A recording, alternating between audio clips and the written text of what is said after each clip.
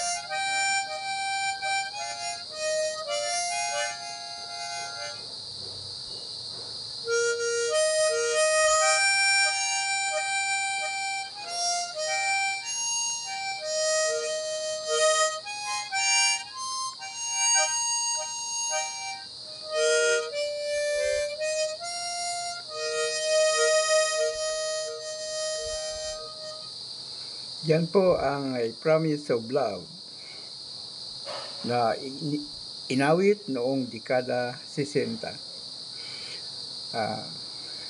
Mga kababayan kong kapwa Pilipino at mga kababayan na sa labas ng ating bansa at ang mga OFWs natin sa apandasulok ng mundo, ay binabati ko kayo ng magandang gabi. Mga kababayan, tayo po ay nasa YouTube. At yung lalo na yung mga mahilig sa YouTube at mga YouTuber. Sana naman ay tayo'y sumunod sa community guidelines ng YouTube at maging magalang sa kapwa. panoorin po natin ang upload videos ng ating mga kasamahang YouTuber. At huwag mag-skip sa mga ads na ating masusumpungan. Panoorin po natin sa simula at hanggang sa matapos. Magbigay po tayo ng komento ng naaayon sa kanyang video upang tayo naman ay balikan ng mas higit pang kaaya-ayang kasagutan para sa ating YouTube channel. Mga kababayan kong OFW, mag-ingat po kayo dyan sa inyong kinalalagyan. Malayo po kayo sa inyong pamilya. Alam kong happy kayo sapagkat kayo po ay may hanap buhay, hindi tulad ng iba na naririto sa atin. Ngunit ang kalungkutan at kapighatian sa buhay ay taglay ninyo. Kaya tayo ngayon ay nandito sa YouTube at nag-YouTube upang maibsan ang mga kapighatiang ating nadarama sa tuwin ng ating maalala ang ating pamilya na malayo sa atin. Kaya ako, ang aking magagawa lamang ay ang tumugtog at magpasaya, hindi lamang sa akin kundi sa lahat ng mga nanonood ng aking mga uploads sa YouTube channel. At kayong mga kaibigan kong OFW ay akin ding inaaliw upang maibsan ang mga konting kalungkutan sa buhay sapagkat alam kong malayo tayo sa ating pamilya. Salamat ng marami sa inyong pakikinig. Sana'y maligayahan kayo sa aking tugtuging ipinaabot sa inyo